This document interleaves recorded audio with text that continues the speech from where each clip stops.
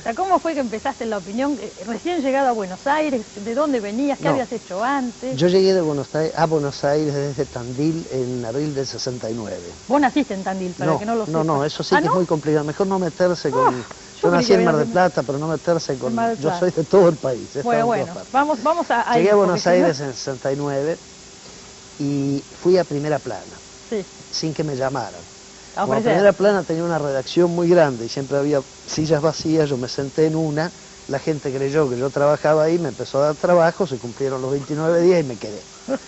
Onganía cerró Primera Plana y de allí pasamos varios de Primera Plana a Panorama y Claro. también por un semanario de la editorial Abril. Y en el 71, cuando Timerman hace La Opinión salió en mayo del 71, Timerman llamó a gente que conocía y a otros que no conocía, pero porque recomendaban sus secretarios, claro. sus subdirectores, etc. Y yo, que estaba en Panorama, llegué a La Opinión un mes antes de salir. La Opinión fue, como vos lo acabas de decir, una experiencia capital en el periodismo argentino, quizá irrepetible por razones de época. Pero ¿Por qué pensás que no se podría dar ahora un fenómeno así? pienso que de algún modo marca una época, marca un tiempo histórico. Es decir, La Opinión es de algún modo un diario de los 60, aunque haya salido en el 71. En la Argentina los 60 llegaron un poco tarde y Seguro. se truncaron de mala manera mucho antes. La Opinión de algún modo estaba hecha sobre el modelo de Le Monde de Sí. París. Y Eso dice no tenía Timerman, fotos, no tenía Claro. fotos. Me extraña hablar de esto, me parece que uno evocara cosas tan lejanas y en Y realidad... son 20 años, Son 20 años. Uno no se da cuenta, pero son 20 años de la años. aparición de La Opinión. Qué impactante sería un diario sin fotos, ¿no? Era muy impactante, era un diario sobre todo un rigor que no se ha repetido, y eso es lo que yo con el tiempo le he agradecido mucho a Timerman, ha sido su tremenda severidad para con la gente que trabajaba en La Opinión. Yo trabajé con él, no en esa época, pero sí en La Razón, En La cuando Razón. él vino. Y conozco de su rigor y su severidad, sí. Exacto. Y uno se Que lo a uno agradece, se lo agradece, hay pero cosas que no hará nunca más se en pasa su por vida. situaciones duras a veces, debo reconocer. Eso es lo que Jacobo nos admite en un artículo que él escribió sobre Una sombra de pronto serás. Él se autocalifica de director tímido y ecuánime. Tímido y Me ecuánime. hizo reír mucho. Y supongo que él también se reía. A él diciendo, también no, lo debe haber no, hecho reír mucho. Bueno, vos entraste ahí cuando empezó a salir el diario. Así es. Y te fuiste, no Y mucho me después, fui en el 2 años 74, poco después de la muerte de Perón, recuerdo, porque fue uno de los últimos artículos que escribí fue la muerte de Perón, y me fui porque La Opinión también ya había cambiado mucho, ya había una suerte de persecución interna a ciertos sectores del diario, ejercida por el subdirector del momento. Y eso lo contaste en el prólogo. Eso lo cuento, Enrique Sí. Jara. Y yo me fui en el 74. Creo el diario, yo no recuerdo bien ahora hasta cuándo apareció, en verdad. Y bueno, el porque diario luego siguió tuvo... apareciendo hasta el 77, 78, ¿o no? Sí, o más. Después de lo de Timerman, el diario siguió. Pasa que yo eso después ya lo borré de mi... Bueno, era otro diario, Claro, pero... se terminó, La Opinión se terminó hacia fines del 73, donde yo estaba en el suplemento cultural que tanto desveló al general Camps. ¿Qué tanto? Tanto desveló al general Camps, que decía que de allí se hacía la subversión internacional, y lo que hacíamos era escribir buenos artículos sobre temas de actualidad, ¿verdad? Éramos muy pocos, por otra parte, y quizá lo que más le haya reprochado a Timerman haya sido la falta de censura que ejercía Timerman dentro del diario. al menos en ese sector, en el sector cultural. ¿Vos qué opinás de eso que se dijo mucho? El año pasado estuve en una mesa redonda justamente y salió una señora del público a recordarlo y a decirlo, que Timerman hacía un diario con gente de izquierda para la derecha, o que esa cosa de izquierda en cultura y derecha en política, bueno, ¿cómo era toda esta historia? Yo lo he escrito eso en el prólogo del libro también, porque era una cosa que se decía, yo no se lo atribuyo a Timerman, se decía que se hacía un buen diario de derecha con los mejores periodistas de izquierda. Esto era y sigue siendo, creo, un poco un cliché, un chiste del ambiente. Es verdad que en tiempos de censura, esta es la primera vez, creo, estos años que vivimos ahora, son la primera vez, por lo menos en mi vida, en que no hay ningún tipo de censura ejercida sobre, al menos de los medios en que yo he trabajado en estos momentos. No, pero en aquellos tiempos, es verdad que se medían las palabras. No se podía decir de Isabel Perón lo que se dice hoy de Menem.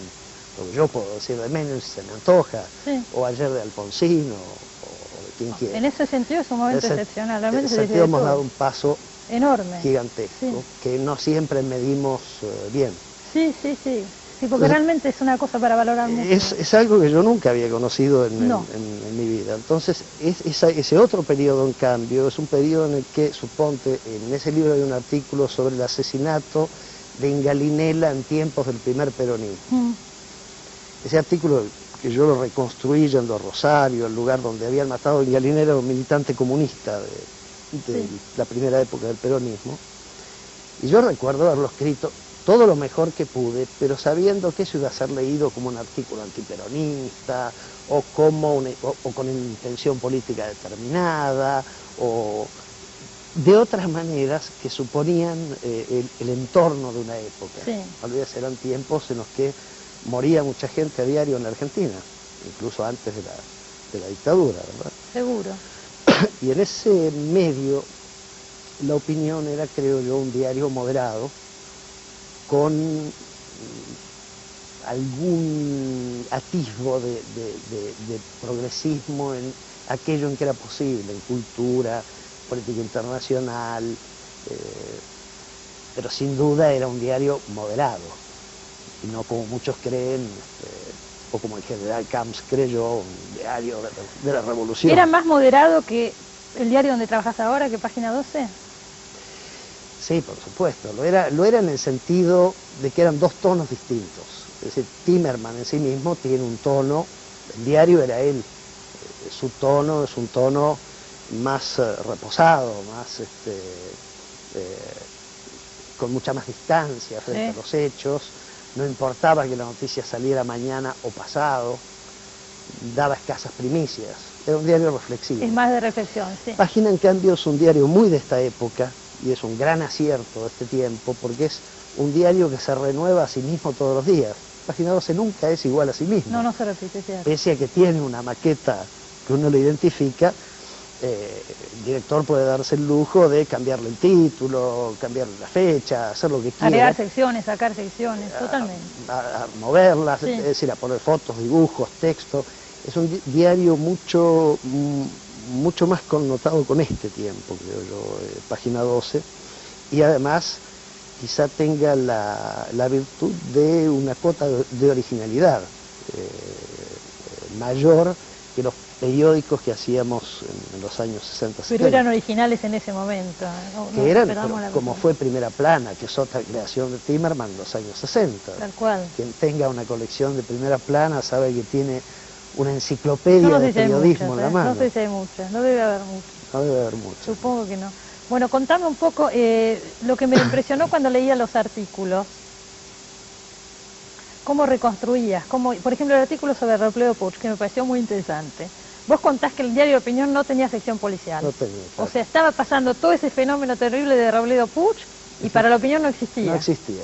Y un día te llama Timerman y dice, vamos a hacer el artículo. Me llama, creo que es la primera vez en mi vida que lo tuve enfrente, fue ese momento, porque Timerman estaba para nosotros muy arriba, no lo veíamos fácilmente. Me convocó y me dio la orden de escribir, recuerdo textualmente eso porque me sorprendió mucho, me dijo, vaya y escriba la mejor nota de Buenos Aires sobre el caso Robledo Puch. Nada más. Así nomás. Así nomás. Es literaria esa nota. Es literaria. Sí. Entonces, un gran compromiso. Yo me dije, ¿qué será la mejor nota de Buenos Aires? Además, yo mismo no había seguido el caso porque en ese momento era más bien un caso para Crónica. Era muy amarillo. Era muy amarillo.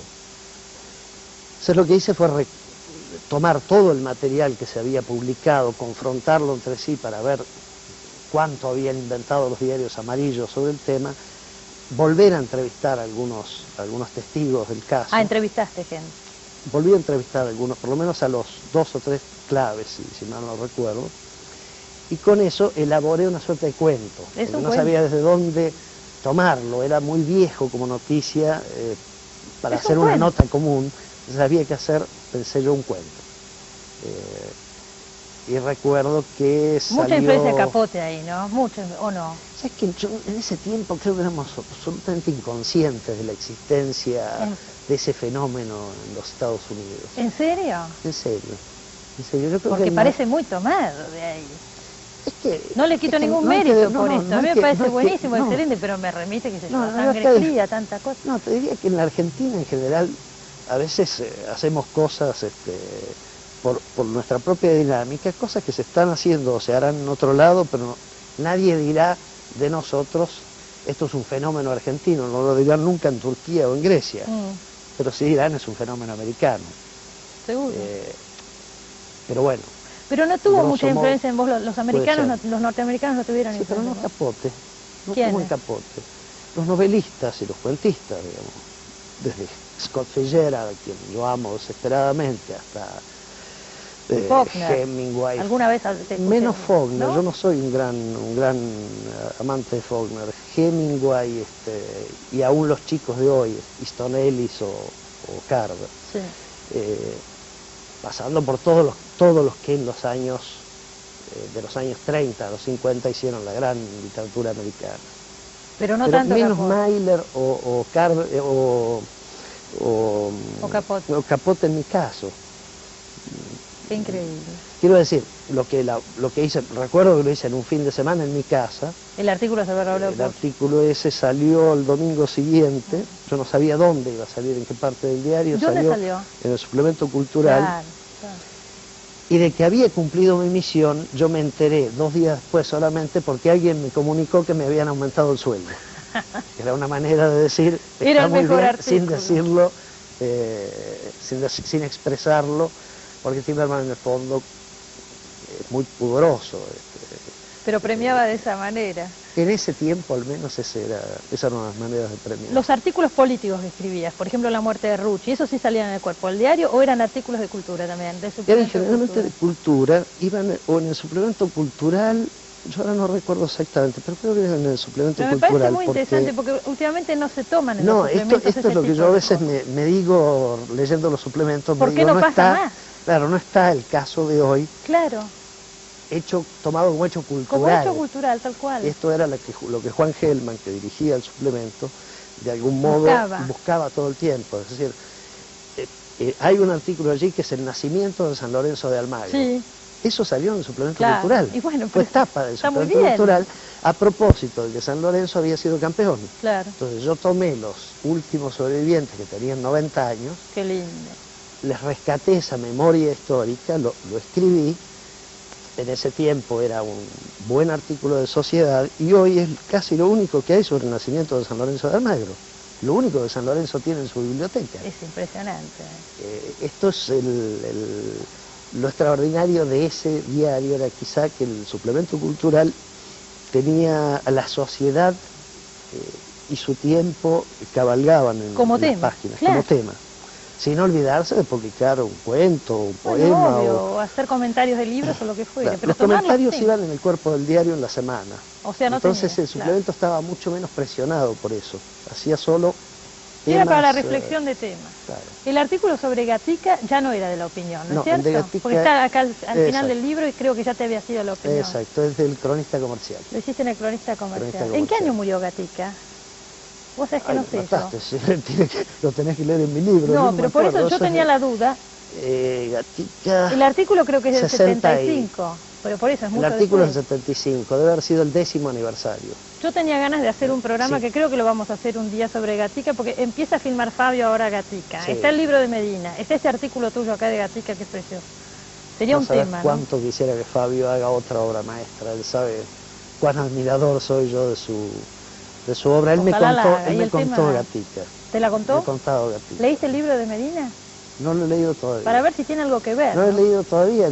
Me llamó la atención este resurgimiento del tema Gatica. A mí Supongo también. que Medina es un gran especialista en estos personajes, de modo que lo debe tratar muy Pero bien. que justo se esté dando, yo dije, Claro. ¿cuántas cosas sobre Gatica, no? Es verdad. Y agarro este libro tuyo y me encuentro En un algo momento sobre en el que Gatica. no pareciera ser un tema muy popular, por otra parte. Es como un fenómeno de sociedad también que no ha sido muy, no sé si ha sido muy bien Tratado. tratado, Y ¿no? bueno, por ahí es el momento ¿Qué ahora. quiere que decir que la gente se vuelque hacia Gatica ahora, sí, en el 91, ¿no? sí. Sí, por eso me llamó la atención. En el tiempo que Bueno, yo lo Fabio hace escribí rato era- que está el con tiempo que yo ganas lo de esto, pero bueno, claro. como siempre en la Argentina no conseguía la plata para la película, etcétera, etcétera. Pero bueno, sale lo de Medina simultáneamente. Sí, y debe haber algunas cosas más, pero... La verdad que hasta ahí, hasta donde yo sé, es eso. Sí, de todos modos, cuando yo lo escribí era nada más que un recordatorio, no sé si de 10, creo que una década. Capaz que eran los seguro. 10 años, capaz que eran los 10 años. Pero son todos artículos muy literarios, están escritos como cuentos. Ese era el propósito y es lo que yo le agradezco a la opinión, si querés, y al fenómeno. Además está el germen acá, el artículo que fue el germen de tu primera novela. También está allí. Yo he tratado, yo quiero mucho ese libro porque estoy bastante al desnudo allí. Sí. No trato de contar lo que me acuerdo, lo que creo recordar y lo que mis amigos recuerdan. De modo que es posible, como dice Timerman, que haya algunas cosas apócrifas. Sí, el otro día estuve Porque con el él y me mito es dice, muy esto no grande. fue así como cuenta, bueno, le digo, bueno, son detalles. El ¿no? mito es muy grande, pero el de lo de la alfombra quemada que pidió que la cambiaran, Sí. yo estaba al lado. Bueno, pero él me dio toda una razón, larguísima, que después... Pero no lo enaltece.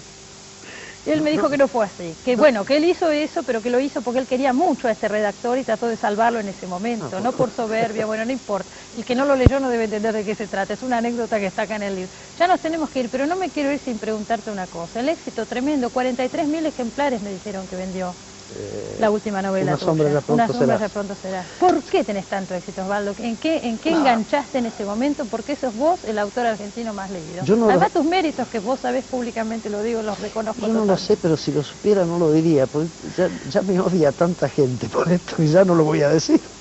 ¿Qué problema? Cuando uno le va bien siempre lo odia. Este es el problema, pero no es nuevo, en verdad. Mis libros siempre tuvieron Sí. buena conexión con la gente. Siempre. Creo que esta semana sale una nueva edición del... ¿Pero a qué del lo libro. atribuís? No sabés. Creo que es muy largo, yo mismo no lo sé. Si yo lo supiera, sinceramente, si yo lo ¿Pero te supiera... lo planteas? Lo planteo en la nebulosa, pero enseguida cambio de tema.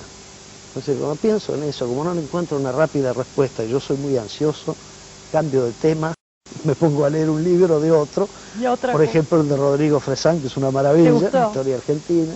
Sí, lindo libro. O los de Almaceto, otros de gente... ¿Qué pasa? La última pregunta, porque nos están haciendo unas señas como ¿cómo va la película? ¿Van a filmar Una sombra de pronto será? Es una coproducción con Italia, que hace Héctor Olivera y que empezará, creo, a filmar en enero. ¿Quién la protagoniza? ¿Se sabe? No se sabe porque como es coproducción con Italia, Por ahí son habrá italianos. actores de los dos países, entonces en verdad no se sabe todavía. ¿Terminaste el guión ya? Sí, hay un primer guión presentable. Bueno, suerte. Cuando se estrene estaremos acá de nuevo, seguiremos charlando. Ojalá.